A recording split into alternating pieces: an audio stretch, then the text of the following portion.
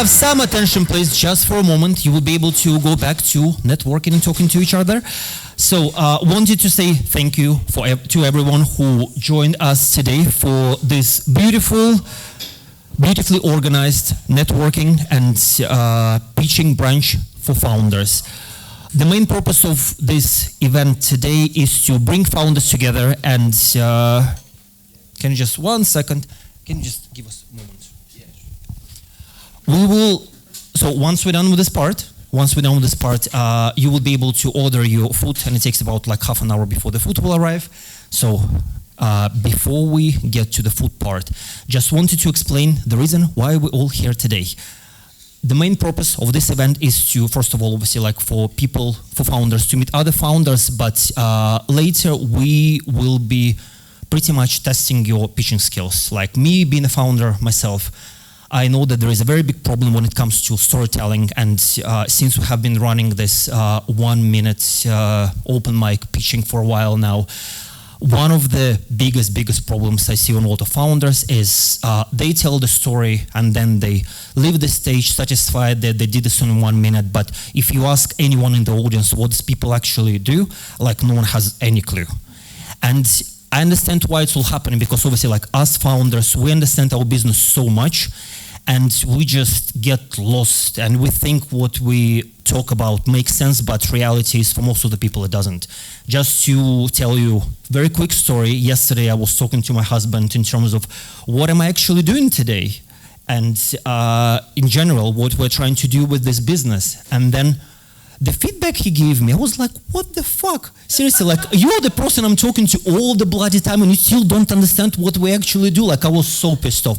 But that's also kind of like, like that's the reality. If we have people who are close to us who don't understand what we do, there is obviously a big problem in terms of how are we telling the story. So when we get to the pitching part, idea is that I will randomly pick founders who want to pitch, because obviously like not everyone wants to be on the stage. You will have 1 minute to tell your story, and then we will ask the audience the feedback in terms of what they actually understood about your business.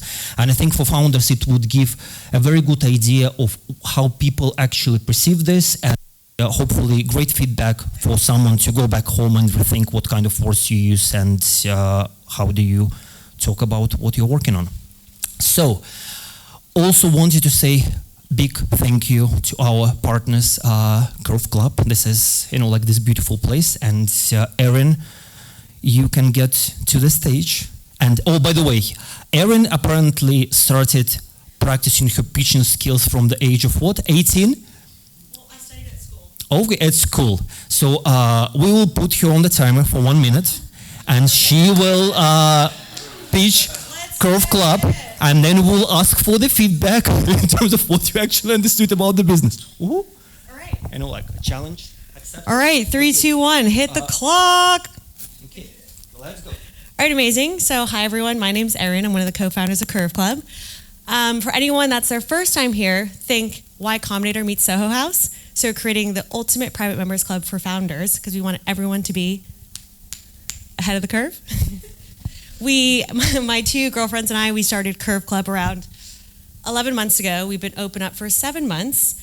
So if you want to get involved to the ultimate place for founders when it comes to the founder journey, feel free to apply, as we are open to new member applications. Woohoo! That's it. Perfect.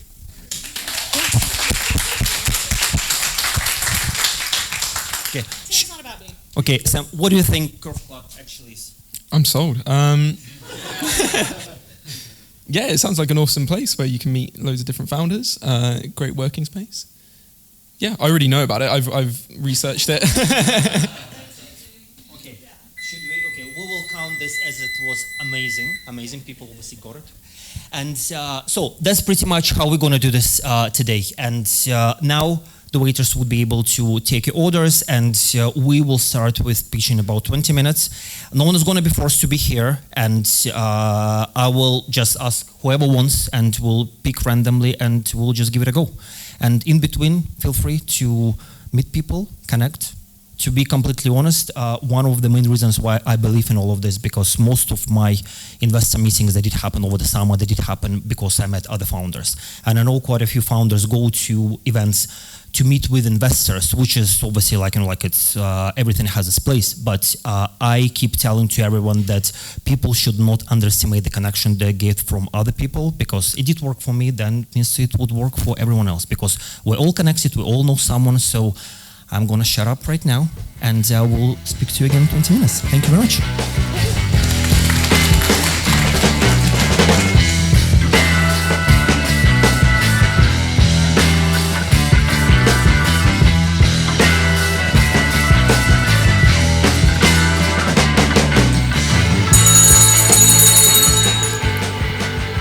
Okay, so we are about to start our first pitching session.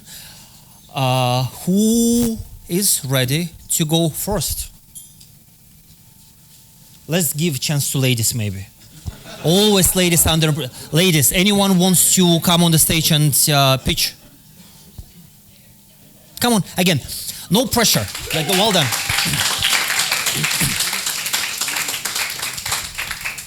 So one of the things I tell to everyone at my events, like at the big ones, when we actually do have investors, is for people to take the whole pitching, in my personal experience, just as a practice. So that's why it doesn't matter how good you are, how bad you are. The idea is for you to try to do your best in front of strangers that you never met before, and get their feedback again, so you can potentially do something better next time. Okay, Anshika. Yes. Just Wonderful. one moment, and you have 1 minute. Okay, thank you. Can you hear me? Perfect. Hi everyone, my name's Anshika and my business is Eternity, and our goal is to digitize the £5 billion South Asian wedding industry. So my mission is to make wedding planning easy, efficient and enjoyable via tech. So to set the scene a bit, what we're going to do is create an ecosystem where you can meet your different suppliers, you can plan your wedding through digital planning tools, and you can get discounts from your suppliers for your wedding, as well as just be inspired. So this is a problem that I actually faced firsthand a number of years ago when my sister was getting married. We saw how kind of scary wedding planning can be. You've never actually probably done it before, maybe you have, but a lot of the times the first time you do it, there is so much that goes into it and you really don't know where to start. So to set the wedding industry scene a little bit, it's a £15 billion industry in the UK, and within it you've got non-South Asian weddings and the South Asian weddings. So non-South Asian weddings on average cost around £18.4 thousand. South Asian weddings cost around £75,000. In terms of the amounts of guests you have, South Asian weddings are almost 3 times the amount of a... Oh! All right, learned a lot. Quick question, how do you think you did? Okay, did you say everything you want to say, or no? No. Okay. How much was left, roughly, in percentages? Probably another 30 seconds, just about the current position that we're in. Okay, needs to be definitely shorter. Albert, what do you think the business is? Wedding planning, very big market. Yeah. But wedding planning, what do they do? Do they actually plan weddings for people, or what do they actually? I think they are supporting. Mm-hmm. Yeah, so our ecosystem, our website and mobile app. But you actually create, like you're doing this yourself, you're providing the service? Yes, or you we're the website and the mobile app, so we connect them, so we're the ecosystem. Okay, so you're connecting people, you're Yes. not providing the service, okay. So it's like a marketplace where you are connecting point of services connected to the wedding experience with the bride and groom vision. So this one? Yeah. Okay, thank you very much. Who wants to go next? Thank you very much, Shika. Thank you very much. Well done. Okay. Ladies, no? No? Okay, last chance. Okay, maybe next time. Albert? Thank you. Give me a moment, we'll set things up. 1, 2, 3. Go! I am Albert, co-founder of ReadyFly, a three-sided marketplace that connects freelance recruiters with companies and AI talent with jobs. Here's why you should pay attention. For students and graduates, finding a part-time or full-time job can be a daunting task due to a lack of skills and challenging job market. For AI talent, there's so many endless hours wasted on job searches, and for companies, there's a lack of AI talent, the lack of automation, and a huge cost to source. Our product-led growth model includes monthly plans for matching applicants with companies and a one-time hire success fee. We gained some traction with every party in the marketplace. Our team boasts 60 plus years of experience from global leaders in HR techs, startups, scale-ups, Apple, and UiPath. The market is billions, many of them. Yeah. Thank you. Thank you very much. Okay, how do you think it went? Considering the fact that I read, I think it could have been better. I could have definitely engaged with the audience a bit more. But I wanted to read, so this is like the first dry run, so I can practice. And then to cover a lot of useful information that a professional investor would want to include in a pitch deck. Mm-hmm. So, few things that I noticed. There isn't much clarity. So you're saying like big market, like what it's like, but without any numbers. We have some traction. When you're talking to investors, obviously, like it needs to be more specific because otherwise you're just missing the opportunity to get them interested. We had one guest, Chris Howard, a couple of months ago, and he was specifically talking about how VCs look at pitch decks and how one of the main things that they pay attention to is the market size, and all of them have the investment thesis. And if the market size is below whatever they're looking for, they'll just skip it. Obviously, they will never give you this feedback because they get hundreds of applications all the time. But obviously, like if you don't show this, you definitely gonna get out of them. For sure. Okay. Linda, can you please tell us what do you think this business actually is? Well, I'd be cheating because we chatted earlier, so I know exactly what you do. So I'm not entirely sure it came across in your pitch. And I think what you told me prior, which was more about how it's different because it changes the whole premise of recruitment, I think that might be something you'd want to hang on to. Yeah, so what's unique? I should answer the question about what's unique a bit better.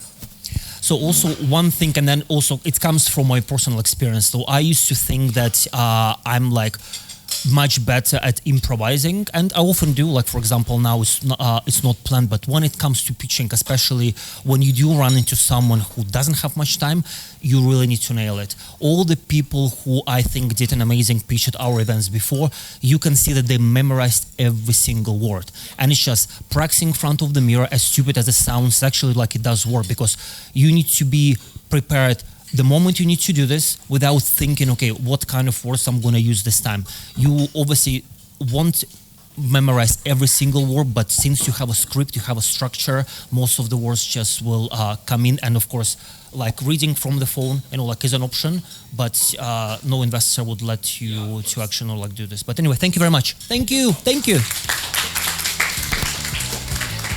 Okay, 20 minutes break and we will be back. Thank you very much.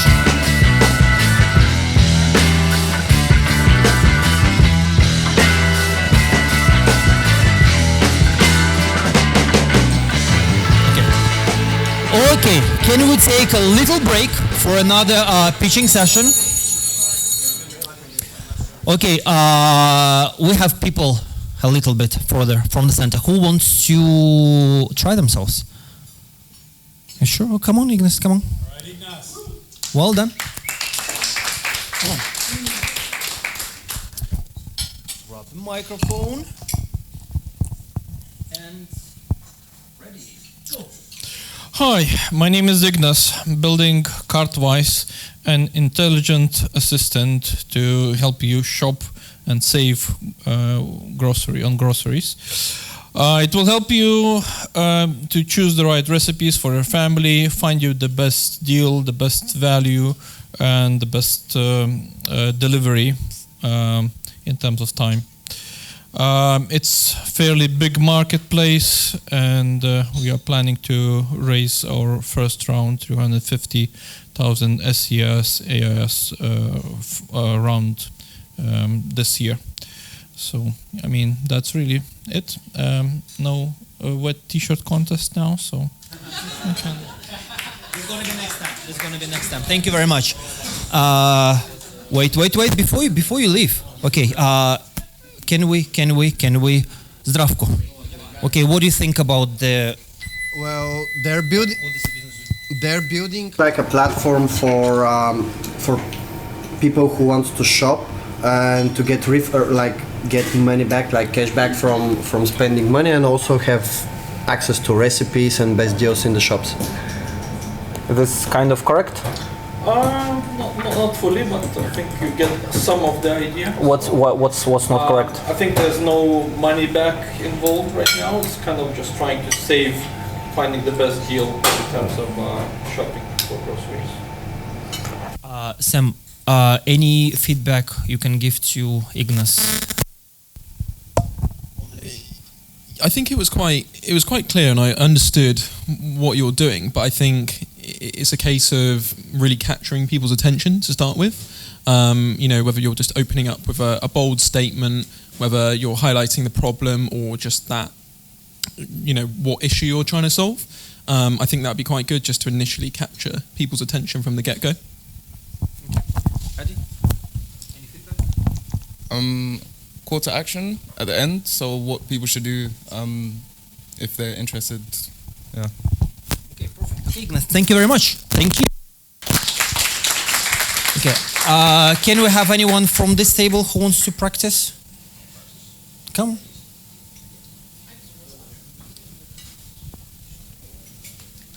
Alex. Yes. Alexander, right? Correct. Okay. 1, 2, 3, go. Hello, I'm Alex, and I'm going to a Halloween party afterwards, so you'll remember me. I'm the Chief Operating Officer and co-founder at VividQ, and for the past 7 years, we've been building technology to bring science fiction to life.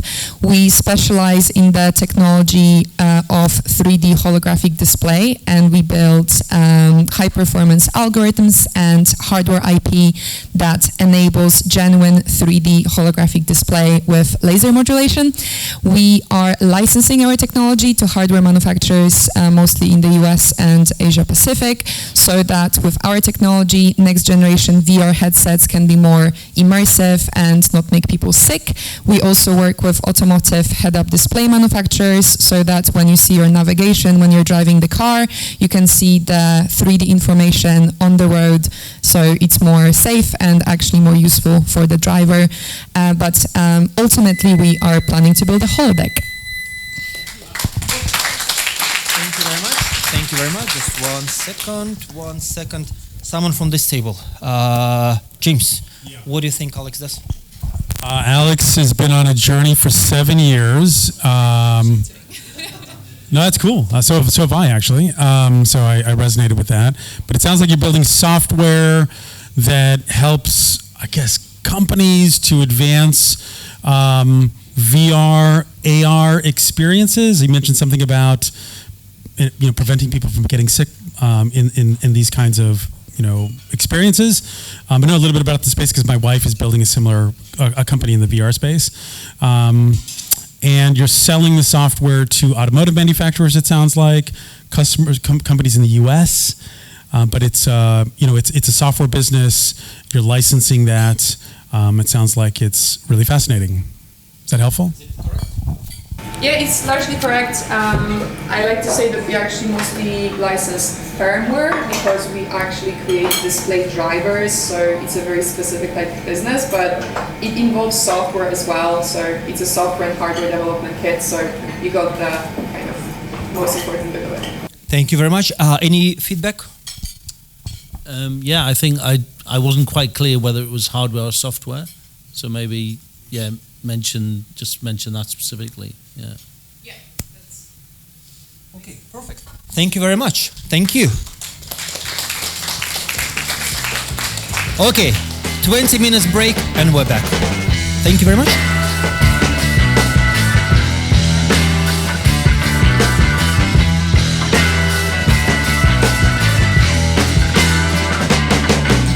Thank you very much for attention. I think it's quite loud, but should be fine. We're just not gonna bring the mic very close. So, are we ready? Mikhail, go on. Oh, wait. Where is my magic control? It's right here. Thank you very much.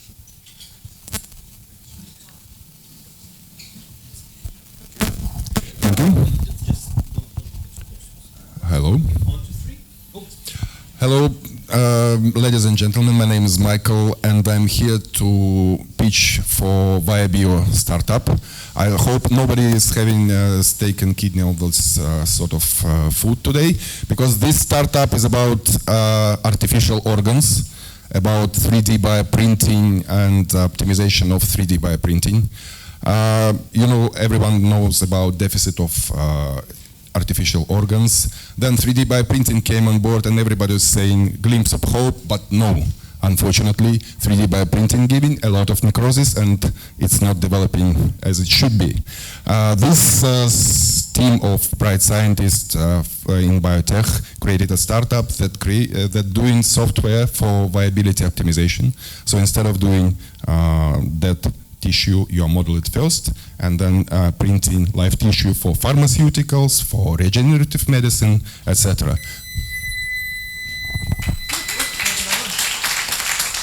Thank you. Oh, stay there. Can you have someone from here? Fergus, come. What do you think the business does and your feedback? Weirdly, it made me think of Hannibal, unfortunately. But the idea of the artificial organs definitely stuck in my mind. So the idea that you're 3D printing organs for Hannibal. No, obviously not. But that was the thing that stuck in my mind. So yes, it landed. That's for sure. Any feedback? I thought it was overall very strong. I think you could have got there a little bit quicker for me. Just get straight in and tell me what it's all about. Yeah. Yeah, I think on the quicker, definitely agree, because I don't know if you practice or it just was an exprompt today. It was intentionally slow. Okay. Now, obviously, it's just like cutting out the irrelevant information, because overall, obviously, it adds to the story, but if you're limited on time, it's just you don't have time to finish it. Adam, okay, you keep eating. Yeah, I think it was. Sorry, I don't know your name. Sorry, but yeah, I think it could have be faster and get to the point quicker.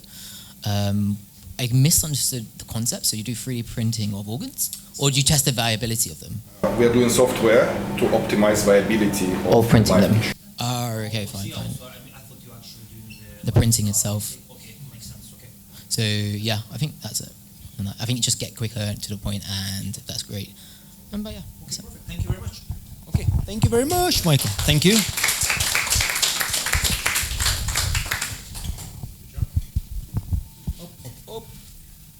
Lucy. Thank you. I'm not sure how I'm meant to follow that, to be honest. Hannibal and 3D organs, so thanks for... Cheers. Go. Yeah, there's a time with that. Okay, cool. Hi, everyone. Quick show of hands. Who's got paracetamol in their bag right now, or any sort of drug in their bag? Keep it legal, please. We're at the Curve Club. Any paracetamol? No, that's never happened before. Thanks, guys. Oh, perfect. Good all over. Thanks so much. Hey, guys. I'm Lucy. I'm the founder of a company called Taboo. Taboo is a brand on a mission to open up the conversation around medication by creating stylish, sustainable pill cases that we can all carry our tablets in. None of you have any tablets, so thanks so much for that. That was really helpful. I had pancreatic cancer back when I was 25, and now I take medication every 3 hours. And I was getting out this sort of awkward, crumbly sandwich bag in social situations like this, and quietly taking tablets at the table, which I didn't really want to do anymore. So I created beautiful products that I hope will open up the conversation around medication. 1 in 10 women in the UK are currently going through the menopause, but would never tell anyone because it's pretty awkward.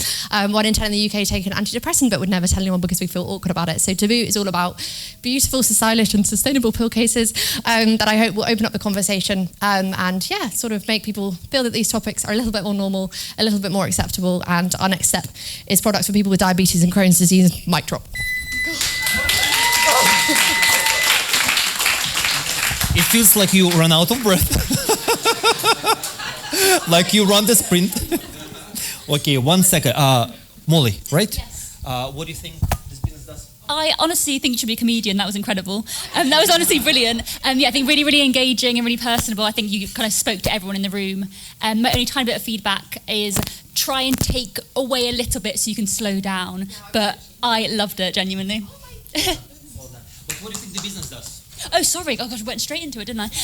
So it's all to do with making, kind of taking tablets and medication, taking the taboo out of it and making it more accessible and making it stylish. And people don't need to feel embarrassed because everyone takes tablets of some description.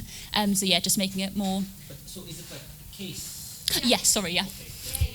Pill-based pill-based tablets in. But our next step is covers for stoma bags, for example. So people, or also cases for people that have diabetes to take insulin. They're all a bit grey and medical and a bit dull. So I'm just trying to make them a tiny bit more sort of nice to look at. So kind of just like very quickly, because we had on Wednesday a very cool guy. He was talking about hearing aids. And he's himself wearing hearing aid, and he was like showing how ugly it is, how uncomfortable it is for people to show this, because it's nothing fancy. It's not like glasses. You have like so many styles. But his speech was amazing. I was like standing there, it's like, what the fuck is the hearing aid? I want to see it, because I think when it comes to like services, of course it's worse. But when it comes to like products, it needs to be visual. And I was like, he was like, oh, but we don't have it. He was like, you probably have a prototype, because like that's one thing that people would just like, okay, I get it. And I think also, like, obviously, I don't know if you're planning on it, but for your next pitchings, I think you need to have just to like to show people, because then will be immediately, okay, no questions asked, kind of like, and then you just go straight into the problem. You don't even need to talk about the product. Okay, cool. That's really helpful. Yeah, thank you very much. Ignas, any feedback? I'm not a native English speaker, so for me it was a bit difficult to follow the very, very fast language. So I think I agree with people saying, slow down. One of the other feedbacks I think received is call to action myself. I'm not sure if that was also included in terms of, that's it. Perfect. Thank you very much. Thank you. Thank you very much. Thank you. Well done. Well done. Should we have one more? Oh, come on, let's do one more.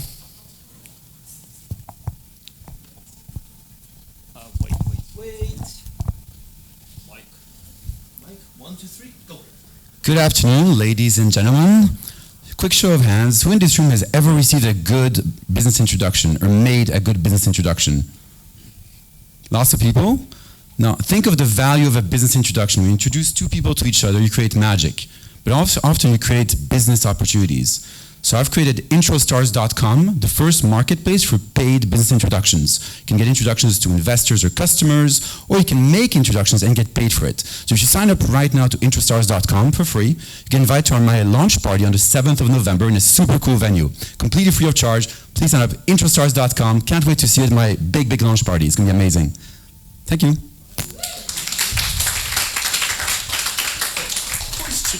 Was it the promotion of the lawn party or it was a pitch? Well, I just wanted to start yesterday, so there's a pitch for the startup. Mm-hmm. But obviously the party goes together with the concept. It's about connecting people. Okay, so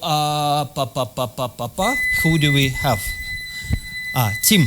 So apart from the event, what the business does? Paid for introductions to connect people with other people. That's about it, yeah. And I guess you will like getting some kind of like monetization for this. That's the whole point, right? Yeah, so every time people make an introduction to the platform, if a deal comes out of it, the introducer gets paid and the platform keeps a small percentage of that. Mm-hmm. I think you did really good. I think because it was a pitch for the event and not so much for the business, it's probably slightly different. I think if it was a pitch for a business, that would have been kind of different feedback. But overall, it sounds really good, really interesting, especially where I'm currently fundraising. So something like this would be really helpful to meet different people. Okay, perfect. Thank you very much. Yay! Thank you very much. And we will be back in 20 minutes for our last session. Thank you.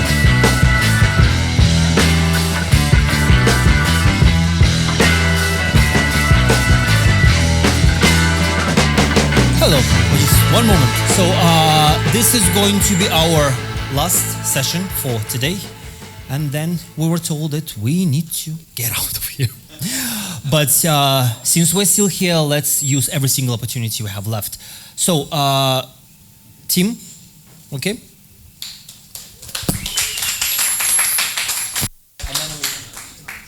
Just one moment.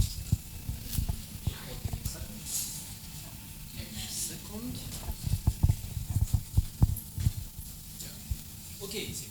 1, 2, 3, go. Hello everyone, my name's Tim.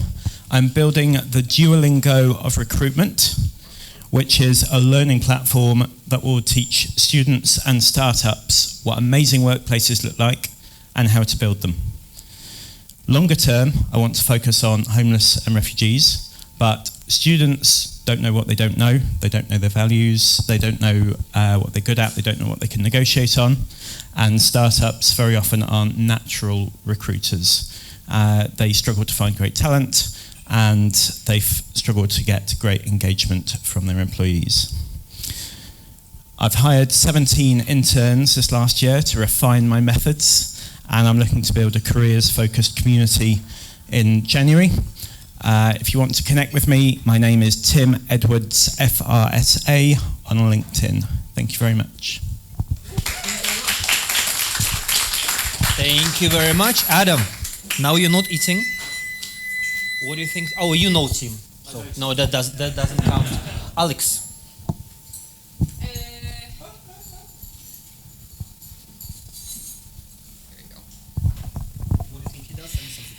Yeah, so question straight away. Have you rehearsed? So you were so on time, which is always really good. I think everyone is always surprised that they go until 1 minute and it's already 1 minute. So I haven't. So I've pitched about 400 times to different people, but I never rehearse what I'm going to say. I changed what I said slightly today, but I generally don't rehearse what I say. And so I've got very used to saying lots of different bits and know how long they take. yeah, I also, when you led with Duolingo for recruitment, it got me like thinking, how would that work? So yeah, I think that's good. I still I'm not sure if everyone like fully understands the comparison, but I think definitely like catches your attention. So. What do you think the business is? Like, what does he do? So, again, I think that it is like in the industry is recruitment and like talent in general, and like from what I understand, you are trying to like. So the one thing I didn't understand exactly is like who exactly is your customer, like who is paying you. But I assume that it's companies that are building talent pools, and you're trying to teach them like how to be the place that would attract best talent. But I might have gotten it wrong. Sorry. Just 1 second before you clarify. I just want to thank you very much. Thank you, Linda. What do you think the business does? I like the synopsis of the analogy with Duolingo of recruitment. When I think Duolingo, I think that they like gamified it and made it lots of fun. You're saying that startups struggle to attract people, but they ultimately want to help homeless people and refugees. I'm just wondering, like where is your USP? Like, because if it was just startups, I could see, okay, recruitment is boring, we make it fun. But I don't understand it in the bigger vision. Let's do it one more time, because I'm still trying to understand what the business does. Because, like if someone got it, maybe Martin, do you listen? Yeah, I listened, but I also didn't get what is the connection between every piece. So for me, it's really hard to understand what exactly the business is doing. The only thing I got is that there is recruitment, but apart from that, and I was not sure if it's like for profit, non-profit. You mentioned some refugees, but yeah. Okay. Now you can clarify. So I'm quite early stage. I'm still figuring out my value proposition and how to describe it. But if you teach students for 6 months what amazing workplaces look like and what their values are and what they're good at and the questions to ask at interviews, and you teach startups for 6 months about how to build an amazing business and how to hire properly and how to ask the right questions to candidates, and then you create a job matching platform where you only allow both sides to either post jobs or search for jobs after they've gone through my program, it creates an ecosystem of trust, a bit like Airbnb does between guests and hosts. So what I'm trying to create. I've not yet found a very succinct way of describing and giving people a very good impression of exactly what I do. So I'm still working on that. Just quickly, so if I understand it correctly, so is this? I got the point in terms of like Duolingo. I think kind of like interesting comparison. But is it Duolingo to teach students how to be good employees and how to teach employers how to be good employers? Is it kind of like, and obviously, and then you have the whole job board, something similar? Yeah. Okay, perfect. Thank you very much. Thank you.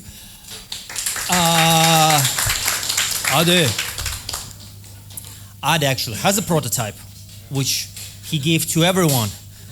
And let's hope there are not going to be any complaints later. So please don't blame us. Okay, just give me a moment. 1, 2, 3, go. Hello everyone. I'm doing bootstrapping. What's the product? I make energy chocolates. So instead of coffee, you could have a bar of chocolate. Don't have to wait in line at Starbucks and all that stuff. Who's it for? Busy people. If you don't have time to wait in line, if you don't have time to faff about with a French press, still got time. Cool. You just have a bar of chocolate. It's like a condensed version of a cup of coffee you could carry around and do backflips with. Yeah. I'm just chilling. Sorry, guys. Yeah, so if you value your time, if you value efficiency, if you want high quality caffeine wherever you go, it's the kind of product you should vibe with. And I have a couple prototypes, so if you're interested, you can pop over to me and get some. Yeah, thanks.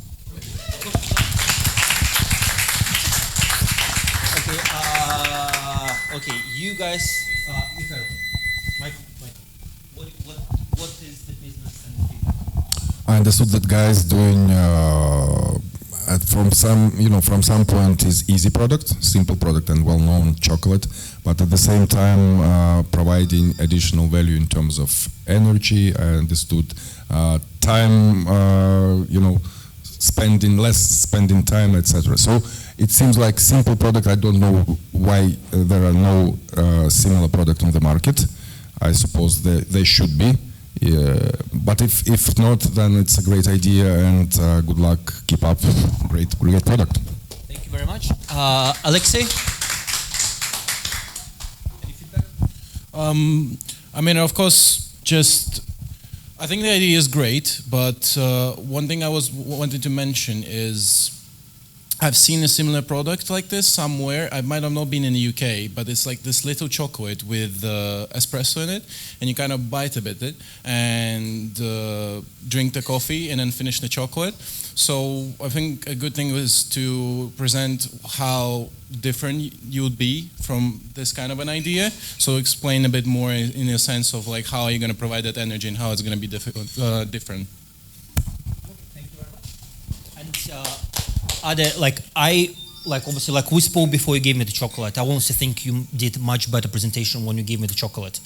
Because the good thing about something as simple as chocolate, people know, realistically, even if you have 1 minute, there is no need to add stuff that you don't have. I mean, it can be short as long as people understand what this is. So that's why whenever you're talking to investors, and just don't feel pressure to fill the space, because again, you have chocolate, it's packed with energy, and just add things in terms of, I don't know, market size, differentiator to what else is on the market and what you actually want to get out of this. And that's pretty much, I think, actually quite simple and can be amazing. Thank you very much. Okay, so do you want to do one more person? Who is? Come on, Fergus. Fergus is the last one to go. Do you mind if I don't use the mic? Do I need to use the mic? So we can just record it back. So you can record it. Okay. Yeah, great. Cool. In The Sopranos, the protagonist, Tony Soprano, has a lawyer. And one weekend, he cannot help Tony because, quote, his daughter is going to speak to the Irish Parliament about abortion issues. The key thing about that is that it's not just that that character has to go and he's away for the weekend. What makes that great storytelling is that it is specific. The most important thing about effective storytelling is that you can be specific about what you're talking about. My name's Fergus, and I have co-founded a company where we coach the founders of startups. My specific thing is about communication. How do you look, sound, and come across? We have a team where we look at the holistic elements of making yourself into a better founder so you and your product can achieve their potential. I'm sat over there. Thank you. Okay, Adam. So I think the business is to help curate the position of a founder, make them more contagious, if you like, by the characteristics they deploy, and more congruent in the audiences that they find themselves in, because each setting is different. So you would know what type of characteristics should play out in particular environments, and therefore you'd be coaching them to understand their environment and the people they're in front of, and therefore sort of a diagnostic of what to play out in advance. Yeah, correct. Absolutely. I think that's a big part of it. Cool. All correct? Yeah, absolutely.